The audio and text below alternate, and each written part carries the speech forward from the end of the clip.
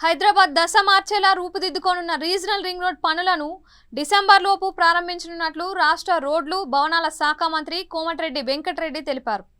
టెండర్ల ప్రక్రియ అనంతరం అక్టోబర్లో లాంఛనంగా శంకుస్థాపన చేసే యోచనలో ఉన్నామని చెప్పారు. కుదిరితే ప్రధానమంత్రి నరేంద్ర మోడీ చేతుల మీదుగా ఈ కార్యక్రమం ఉంటుంది అని పేర్కొన్నారు. గత ప్రభుత్వ నిర్వాహకం కారణంగానే రీజనల్ రింగ్ రోడ్ పనులు ఇప్పటి వరకు మొదలు కాలేదని విమర్శించారు. తమ ప్రభుత్వం రాగానే కేంద్ర మంత్రి నితిన్ గడ్కరీతో చర్చించి మళ్లీ ఆ పథకాన్ని పట్టాలెక్కించనున్నట్లు చెప్పారు.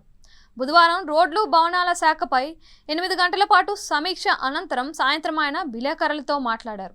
ప్రపంచపటంలో హైదరాబాద్ను ఇన్వెస్ట్మెంట్ హబ్గా మార్చే స్థాయి RRRకు ఉంది. దీన్ని ఆధారంగా చేసుకుని స్పోర్ట్స్ జోన్, హార్డ్వేర్ జోన్ లాంటి వాటిని ఏర్పాటు చేయనున్నాం. దీంతో పాటు రైలు మార్గాన్ని కూడా ఏర్పాటు చేస్తాం. హైదరాబాద్ విజయవాడ హైవే 6 వరుసల విస్తరణ పనులను కూడా డిసెంబర్ నాటికి కొలిక్కి తెస్తాం. 375 కోట్ల రూపాయల విలువైన పనులకు టెండర్ ప్రక్రియ పూర్తయింది. 17 ఫ్లైఓవర్లు, అండర్ పాస్ల పనులకు 23న శంకుస్థాపన చేస్తున్నాం. 5,600 కోట్ల రూపాయలతో గ్రీన్ హైవేగా బెంగళూరు రహదారిని, ఎలివేటెడ్ కారిడార్లతో నాగ్పూర్ జాతీయ రహదారిని మెరుగుపరుస్తాం. నగరం చుట్టూ నిర్మిస్తున్న ఆసుపత్రి భవనాలను, వరంగల్ కొత్త ఆసుపత్రి భవనాన్ని సకాలంలో పూర్తి చేస్తాం. గత ప్రభుత్వం అకౌంట్ల కోసం పనిచేస్తే మా ప్రభుత్వం అకౌంటబిలిటీ కోసం పనిచేస్తుంది అని మంత్రి కోమటిరెడ్డి పేర్కొన్నారు. 8 ఏళ్ల క్రితం పనులు మొదలై నిలిచిపోయిన ఉప్పల్ వంతెన పనులను నెల రోజుల్లో తిరిగి ప్రారంభిస్తాం. అంబర్పేట వంతెనను 3 నెలల్లో ప్రారంభిస్తాం.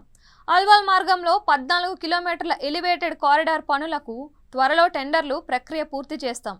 ఢిల్లీలో ఏపీ భవన్ స్థలంలో మన ధామాషా ప్రకారం దక్కే భూమిలో 24 అంతస్తులతో తెలంగాణ భవన్ను నిర్మిస్తాం అని కోమటిరెడ్డి పేర్కొన్నారు.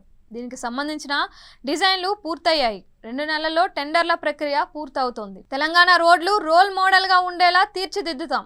రాష్ట్ర రహదారుల్లో వేటిని జాతీయ రహదారులుగా మార్చాలో తేల్చి కేంద్రానికి ప్రతిపాదనలు అందజేస్తాం. ప్రస్తుతం 16 రోడ్ల ప్రతిపాదనలు కేంద్రం వద్ద పెండింగ్లో ఉన్నాయి. వాటికి అనుమతులు సాధిస్తాం. అవసరమైతే ముఖ్యమంత్రితో పాటు ప్రధానిని కలుస్తాం.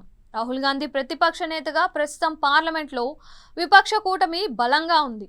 కేంద్రంపై ఒత్తిడి తెచ్చి రాష్ట్రానికి ఎక్కువ నిధులు వచ్చేలా చేస్తాం. హైదరాబాద్ విజయవాడ ఎక్స్ప్రెస్ హైవే, దాని పక్కనే బుల్లెట్ ట్రైన్ మార్గం సాధించేందుకు కూడా ఒత్తిడి చేస్తాం. కాంట్రాక్టర్లకు పేరుకుపోయిన బిల్లుల చెల్లింపులకు ప్రత్యేక ఏర్పాట్లు చేస్తాం. నగరంలోని ఉస్మానియా ఆసుపత్రికి అదే స్థలంలో కొత్త భవనాన్ని అదే నమూనాలో నిర్మించే ప్రతిపాదన ఉంది. త్వరలో అన్ని పార్టీలతో సమావేశాన్ని ఏర్పాటు చేసి దీనిపై తుది నిర్ణయం తీసుకుంటాం. పాటిగడ్డలో హైదరాబాద్ కలెక్టర్ కార్యాలయ భవనాన్ని నిర్మించాలని నిర్ణయించాం. దేశంలోనే గొప్ప హైకోర్టు భవనంగా తెలంగాణ హైకోర్టు భవనాన్ని నిర్మిస్తాం. దీనికి సంబంధించిన డిజైన్లు సిద్ధమవుతున్నాయి. 2 నెలల్లో భవనం సిద్ధమవుతుంది అని మంత్రి వివరించారు.